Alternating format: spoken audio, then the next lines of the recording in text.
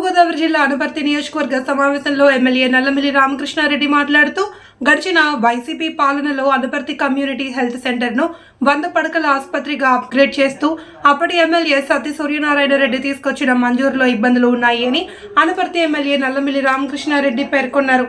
100 పడకల ఆసుపత్రి కోసం గ్రామం నుండి 3 ఎకరాల స్థలాన్ని చూపించాల్సి ఉండగా ఆసుపత్రిని ఆనుకున్న కళావేదిక ఇతర ఖాళీ స్థలాలను ఆసుపత్రి స్థలంగా చూపించి అప్గ్రేడ్ మంజూరు తేవడం లేదన్నారు. లేని స్థలాలను చూపించి మంజూరు చేయడం వెనుక ఆంతర్యం ఏమిటో అర్థం కావాలన్నారు. ప్రభుత్వ నిబంధనల ప్రకారం 3 ఎకరాల స్థలం కావాల్సిందేనని ఆనాడు సిఫారసు చేసిన అభివృద్ధి కమిటీ గాని ఎమ్మెల్యే గాని ఈ స్థలాన్ని ప్రభుత్వానికి చూపిస్తే త్వరితగతిన 30 పడకల ఆసుపత్రిని 100 పడకల ఆసుపత్రిగా మారుస్తూ సంబంధిత అదనపు కట్టడాలను నిర్మాణానికి నిధులు మంజూరుకు కృషి చేస్తారన్నారు. ఈ కార్యక్రమంలో జిల్లా వైద్యాధికారులు, వైద్య సిబ్బంది, ఇతర సిబ్బంది, గ్రామ పెద్దలు పాల్గొన్నారు. సందర్శించిన సందర్భంలో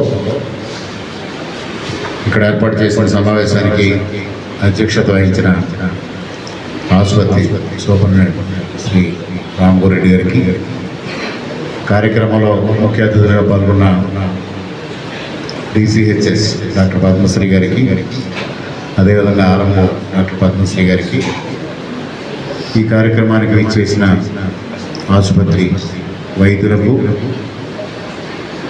ఇతర సిబ్బందికి, పారామెడికల్ స్టాఫ్కి, అదేవిధంగా ఈ కార్యక్రమానికి విచ్చేసిన నాయకులకు, అదేవిధంగా వివిధ శాఖల నుంచి విచ్చేసిన అధికారులకు, మీడియా మిత్రులకు అందరికీ పేరు పేరున నా హృదయపూర్వక నమస్కారాలు.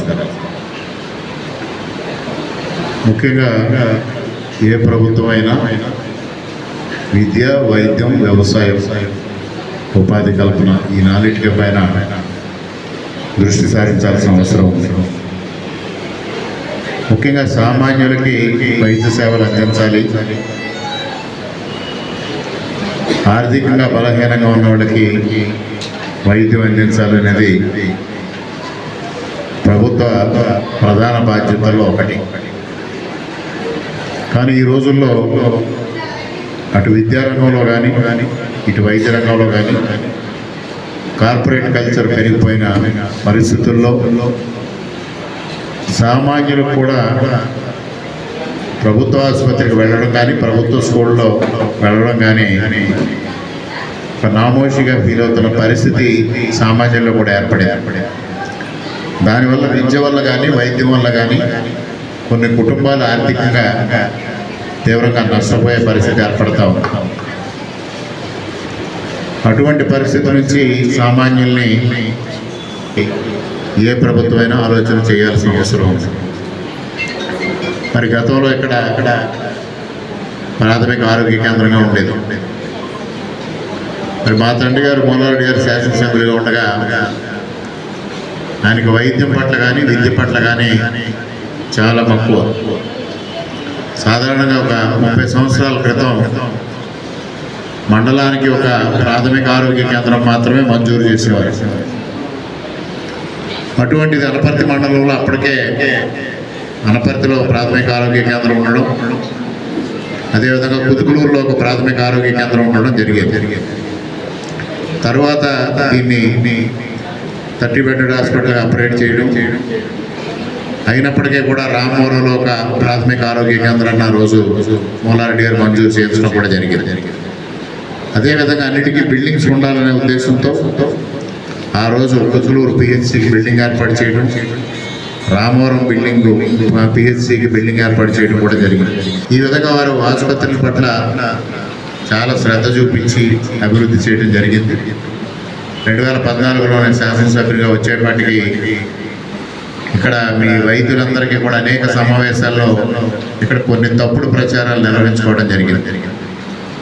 ఇక్కడ గతంలో 2009, 2014 మధ్యలో 100 పడకల ఆసుపత్రి మంజూరయిందని, ఇప్పుడు ఏదైతే 100 పడకల ఆసుపత్రి మంజూరైందో దీంట్లో నిర్మాణానికి ఫండ్స్ అలౌ చేశారు, బడ్జెట్ దీంట్లో చూపించారు. ఆనాడు మంజూరైన దానిలో ఎక్కడ 1 కోటి రూపాయలు మాత్రం మంజూరు చేస్తూ ఎక్కడా నిధులు మంజూరు చేయకుండా ఒక సింగిల్ పేపర్ శాంక్షన్ ఆర్డర్ ఇవ్వడం జరిగింది. ఆ రోజు కిరణ్ కుమార్ రెడ్డి గారు గౌరవ ముఖ్యమంత్రి, అప్పటి ముఖ్యమంత్రి కిరణ్ కుమార్ రెడ్డి గారు ముఖ్యమంత్రిగా ఉండగా విభజిత ఆంధ్రప్రదేశ్ రాష్ట్రం ఇవాళ ఆంధ్రప్రదేశ్ ఎంత ఉందో ఈ 175 నియోజకవర్గాల్లో 69 100 పడకల ఆసుపత్రిని ఆ రోజు మంజూరు చేయడం. ఎక్కడ ఏ ఆసుపత్రికి కూడా బడ్జెట్ శాంక్షన్ లేదు. వైద్య సిబ్బందిని కేటాయించలా, పారామెడికల్ స్టాఫ్ని కేటాయించలా, ఏమీ లేకుండా 100 పడకల ఆసుపత్రిని మంజూరు చేస్తూ ఉత్తర్వులు ఇచ్చారు. ఆ రోజు కిరణ్ కుమార్ రెడ్డి గారు ముఖ్యమంత్రిగా ఉండగా ఇటు రోడ్డు శాంక్షన్ కానీ ఇతర అభివృద్ధి కార్యక్రమాలు కానీ ఈ విధంగా హాస్పిటల్స్ కానీ బడ్జెట్ 100% ఉంటే వారి శాంక్షన్స్ 250% ఉన్నాయి. అంటే కొన్ని వ్యవహారాలు బయట మాట్లాడకూడదు. రాజకీయంగా కిరణ్ కుమార్ రెడ్డి గారు ముఖ్యమంత్రి స్థాయికి ఎదిగారు. తరువాత మరలా అటువంటి స్థాయి వారికి వస్తుందనే ఊహ వారికి లేదు కాబట్టి ఏ శాసనసభ్యులు వెళ్ళినా కాదనకుండా శాంక్షన్స్ ఇచ్చారు. అదేవిధంగా ఆ రోజు కాంగ్రెస్ పార్టీ, వైఎస్ఆర్ కాంగ్రెస్ పార్టీ దోబూచులు ఆడుకుంటున్న పరిస్థితుల్లో శాసనసభ్యులు కాంగ్రెస్ పార్టీ నుంచి వైఎస్ఆర్కి వెళ్లకుండా నిరోధించడంలో భాగంగా ఆ రోజు ఈ 100 పడకల ఆసుపత్రిని మంజూరు చేయడం జరిగింది. అప్పటి ఇక్కడ ఎవరైతే శాసనసభ్యులుగా ఉన్నారో వారు ఎక్కడికక్కడ సమావేశాల్లో అందరికీ సర్టిఫికెట్లు ఇస్తూ ఉంటారు. వారు పక్క శాసనసభ్యులకో లేదా పక్క నాయకులకో సర్టిఫికెట్లు ISI మార్క్ లాగా వారు ఇస్తూ ఉంటారు. వారు ఆ రోజు ఏ రోజు కాంగ్రెస్ పార్టీలో ఉంటారో, ఏ రోజు వైఎస్ఆర్ కాంగ్రెస్ పార్టీలో ఉంటారో తెలియని పరిస్థితి ఏర్పడింది. అప్పుడు ఎందుకంటే ఇక్కడ ఎమ్మెల్సీ ఎలక్షన్ జరిగినప్పుడు ఎంపీటీసీలే దానికి సాక్ష్యం. అటువంటి పరిస్థితుల్లో వారిని కాంగ్రెస్ పార్టీలో ఉంచడం కోసం ఈ 100 పడకల ఆసుపత్రి ఒక బూచిగా ఇచ్చారు. ఆ రోజు ఇచ్చిన తర్వాత ఈ విభజిత ఆంధ్రప్రదేశ్ రాష్ట్రంలో 69 హాస్పిటల్స్ ఇస్తే వాటిని నిర్మాణం చేయడం, వారికి సిబ్బందిని కేటాయించడం, వైద్యులను కేటాయించడం ఇది ఒక పెద్ద ప్రహసనంగా మారే పరిస్థితి వచ్చింది. ఆంధ్రప్రదేశ్ తెలంగాణ విడిపోయినప్పుడు ఆంధ్రప్రదేశ్ అప్పుల రాష్ట్రంగా, తెలంగాణ మిగులు రాష్ట్రంగా ఉన్న నేపథ్యంలో కిరణ్ కుమార్ రెడ్డి గారి ప్రభుత్వంలో ఏదైతే అభివృద్ధి కార్యక్రమాలు కానీ ఇతర కార్యక్రమాలు కానీ 9 మాసాలు అంటే ఎన్నికలకి 9 మాసాల ముందు మంజూరు అయినన్ని ఆ రోజు క్యాన్సిల్ చేయడం జరిగింది. దానిలో భాగంగా 89 హాస్పిటల్స్ని క్యాన్సిల్ చేశారు. ఆనాడు తెలుగుదేశం ప్రభుత్వంలో వైద్య ఆరోగ్య శాఖ మంత్రిగా బాధ్యతలు చేపట్టిన కామినేని శ్రీనివాస్ గారు కైకలూరు నియోజకవర్గం, ఆ నియోజకవర్గంలో ఉన్న 100 పడకల ఆసుపత్రిని కూడా ఆ రోజు క్యాన్సిల్ చేశారు. క్యాన్సిల్ చేసి ముందుగా ఎమ్యూనిటీస్ ప్రొవైడ్ చేయాలి, ఇన్ఫ్రాస్ట్రక్చర్ ప్రొవైడ్ చేయాలి, బిల్డింగ్స్ ఏర్పాటు చేయాలి, అప్పుడు దాన్ని అప్గ్రేడ్ చేద్దామని నిర్ణయం తీసుకోవడం. దాన్ని ఇక్కడ వాస్తవాలు తెలియకుండా ఆ రోజు 2009 నుంచి 2014 వరకు ఉన్న ఎమ్మెల్యే గారికి అసలు ఆసుపత్రి ఏ విధంగా ఉందో కూడా ఆయనకి తెలియదు. 2009, 2014 మధ్యన నీలం తుఫాను వస్తే ఈ ఆసుపత్రిలో 4 అడుగుల మేర నీరు నిలిచిపోయింది. ఆ రోజు తెలుగుదేశం పార్టీ ఇన్ఛార్జిగా నేను ఆసుపత్రిని సందర్శించాను. ఆ రోజు ఎమ్మెల్యేగా ఉన్న వ్యక్తి మాత్రం చైనా పర్యటనలో ఉన్నారు, వారి వ్యక్తిగత పని మీద.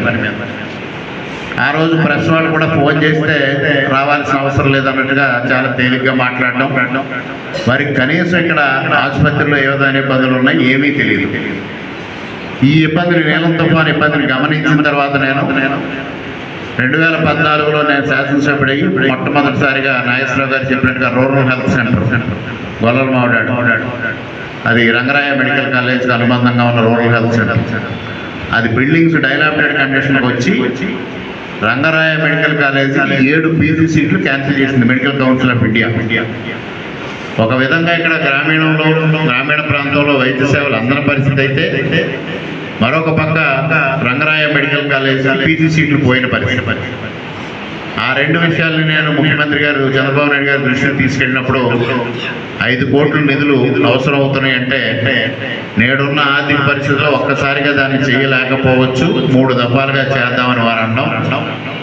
నేను 3 దఫాలుగా ఏ విధంగా చేయాలో మెడికల్ ఇన్ఫ్రాస్ట్రక్చర్ డెవలప్మెంట్ కార్పొరేషన్ అధికారులతో, వైద్యులతో మాట్లాడి ప్రపోజల్ తయారు చేసేపాటికి అనుకోని రీతిలో నాబార్డు నిధులు రావడం ఒకేసారి అనపర్తి ఆసుపత్రికి గొల్లలమావిడాడు ఆసుపత్రికి కూడా నిధులు మంజూరు చేయడం జరిగింది. రూరల్ హెల్త్ సెంటర్కి 5 కోట్లు, ఇక్కడ 3,85,00,000 మంజూరు చేశారు.